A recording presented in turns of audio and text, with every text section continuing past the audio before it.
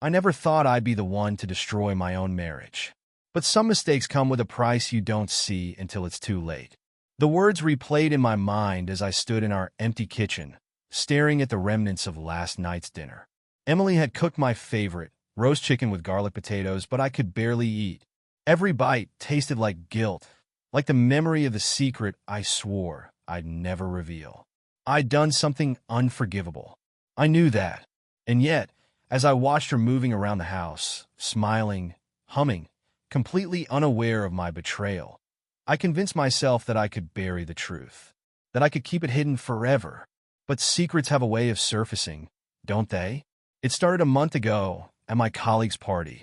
Emily had stayed home, too tired after a long week to come along. I told her it was a casual event, just drinks and catching up with old friends. But the reality was far different. By the time I arrived, the alcohol was already flowing freely. The room buzzed with laughter and conversations, but none of it registered as I caught sight of her, Clara. We had history, the kind you pretend never existed, but seeing her again stirred up feelings I thought were long gone.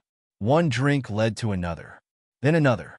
By the time the party was winding down, we were alone on the balcony, the city lights stretching out before us like a glittering sea. One moment we were talking about the past, and the next, we were crossing a line I'd sworn to Emily I'd never cross. I regretted it instantly.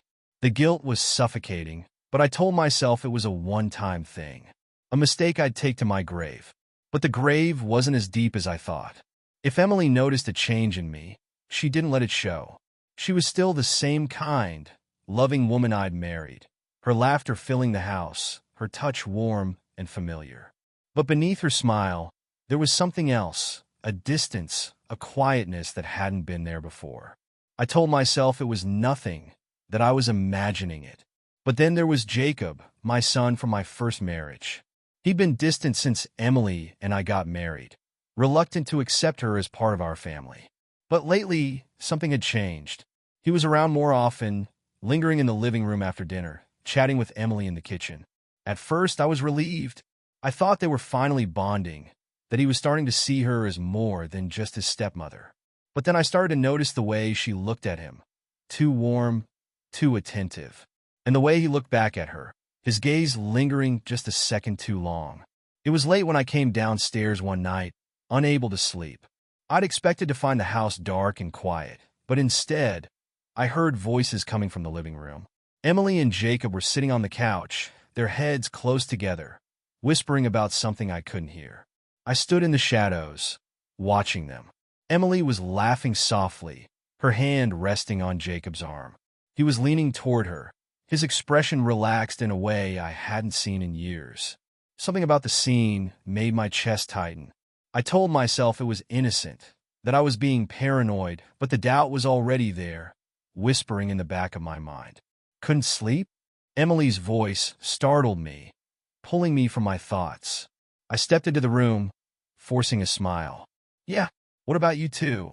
Just talking, she said, her smile easy, but her eyes unreadable. Jacob was telling me about his classes. Jacob nodded, but his gaze didn't meet mine. Yeah, just catching up. The tension in the room was thick, but I didn't push it. Not yet. A few days later, I came home from work earlier than usual. The house was quiet, and I assumed Emily was out running errands. But as I stepped into the living room, I froze. Emily and Jacob were sitting on the floor, a pile of old photo albums spread out between them. She was pointing to a picture, laughing as she told him some story about her childhood. His face was lit up with a smile, his attention completely focused on her. It was a harmless scene, but something about it felt off. The way they sat so close, the way her hand brushed against his as she turned the page. I couldn't put my finger on it, but the unease in my chest was impossible to ignore. Am I interrupting? I asked, my voice sharper than I intended. Emily looked up, her smile faltering for a moment before she recovered. Of course not. We're just looking through these old albums. You should join us. Jacob didn't say anything, his gaze flicking between me and Emily before he stood up. I should get going anyway, he said quickly. I've got a lot of work to do. As he left, I couldn't shake the feeling that I'd walked into something I wasn't supposed to see. The next few days passed in a haze of doubt and suspicion. I told myself I was imagining things, that the guilt of my own mistakes was making me paranoid. But every time I saw Emily and Jacob together, the unease in my chest grew stronger. They weren't doing anything obviously wrong, just talking, laughing, spending time together. But it was the way they acted around each other, the quiet moments that felt too intimate, too charged. I wanted to believe it was innocent, but I couldn't shake the feeling that something was deeply, dangerously wrong. It was a Friday night, and I'd invited Jacob to stay for dinner. Emily had made pasta, her favorite recipe, and the three of us sat around the table, the conversation flowing easily, at least at first. "So, Jacob," Emily said, twirling her fork in her pasta. "How's that project you were working on? The one you told me about?" Jacob smiled, his expression lighting up in a way that made my stomach twist. "It's going well. I took your advice, actually. It made a huge difference." "Glad I could help," she said, her tone warm, almost affectionate. I forced a smile, taking a sip of my wine to hide the tightness in my throat. "What project is this?" I asked, trying to keep my tone casual. "Oh, just something for one of my classes," Jacob said quickly, avoiding my gaze. Emily had a good suggestion, that's all. The way he said her name, so familiar, so easy, set my teeth on edge. I looked at Emily, but she was focused on her plate, her expression unreadable. That night, I lay awake in bed, staring at the ceiling as Emily slept beside me. The house was quiet, but my mind was a storm of thoughts, each one louder than the last. I kept replaying the scene at dinner, the way they'd interacted, the way Jacob had smiled at her. I couldn't take it anymore. Quietly, I slipped out of bed and made my way downstairs. The house was dark, but a faint glow from the living room caught my attention. I crept closer, my heart pounding as I saw Jacob sitting on the couch, his phone in his hand, the screen lighting up his face. He didn't see me at first, too focused on whatever he was reading. But as I stepped into the room, he looked up, his expression quickly shifting to one of surprise. "Couldn't sleep?" I asked, my voice casual despite the tension in my chest. Jacob shrugged, setting his phone down. "Yeah, just thinking about stuff." "What kind of stuff?" I pressed, taking a seat across from him.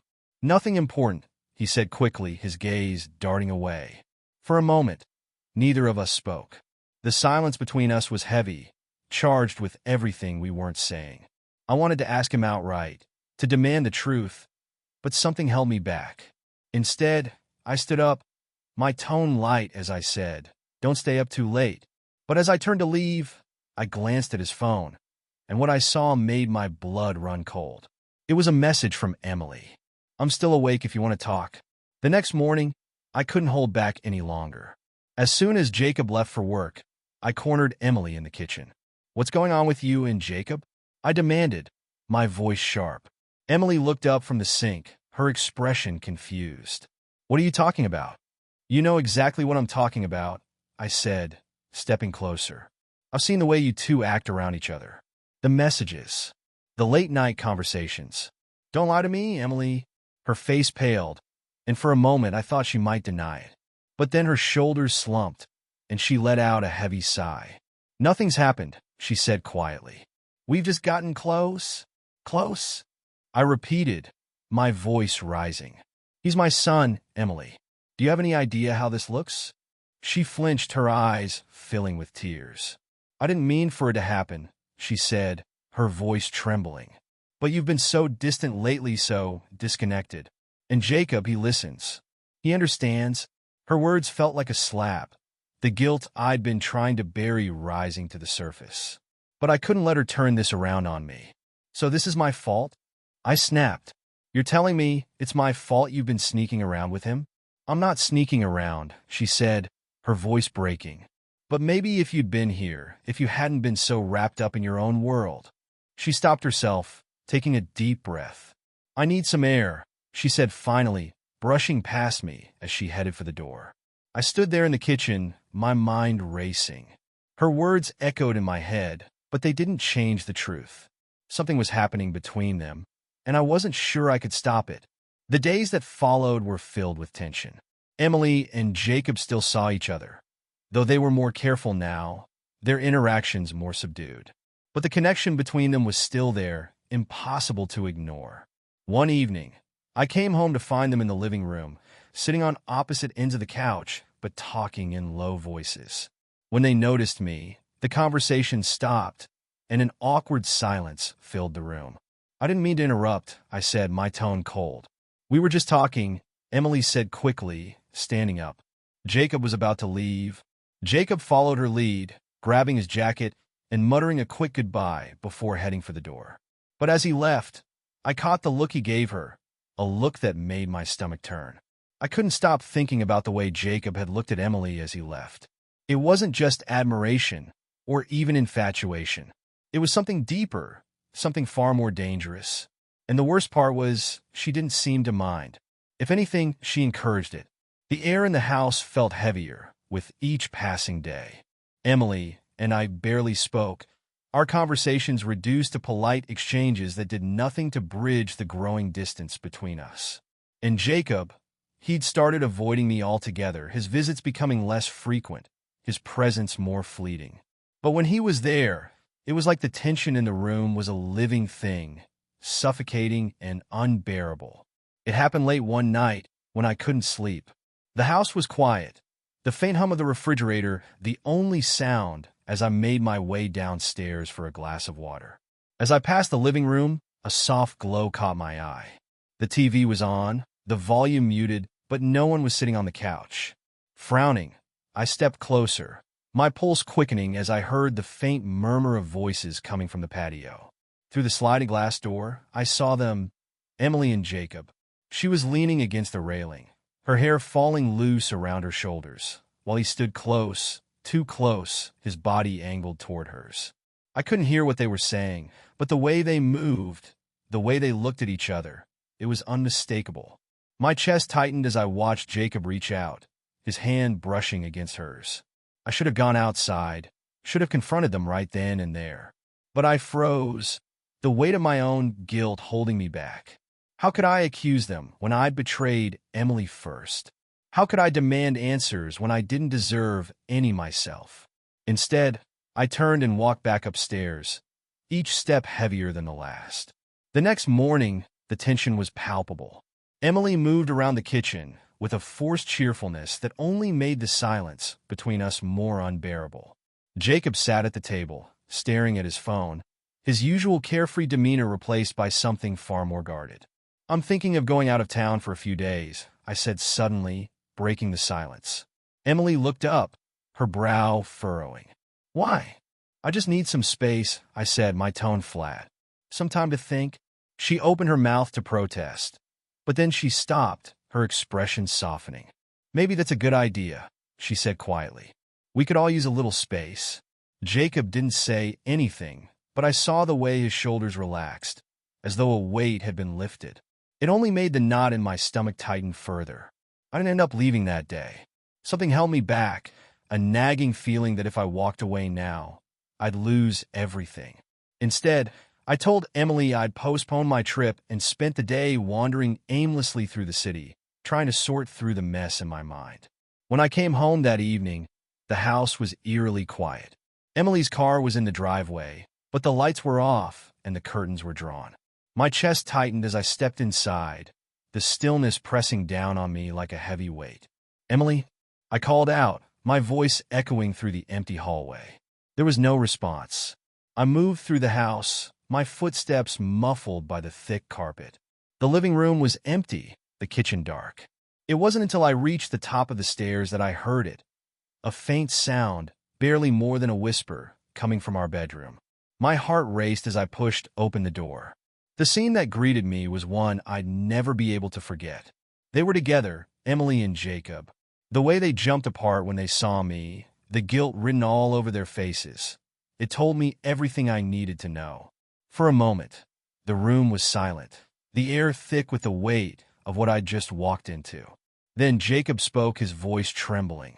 It's not what it looks like, he said quickly, his hands raised as though to ward off the inevitable explosion.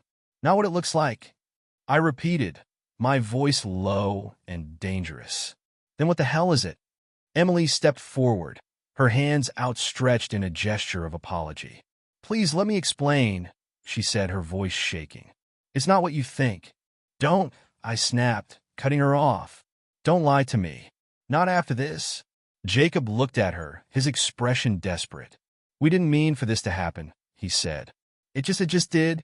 His words hit me like a punch to the gut, the reality of their betrayal crashing down on me. "You're my son," I said, my voice breaking. "How could you do this to me?"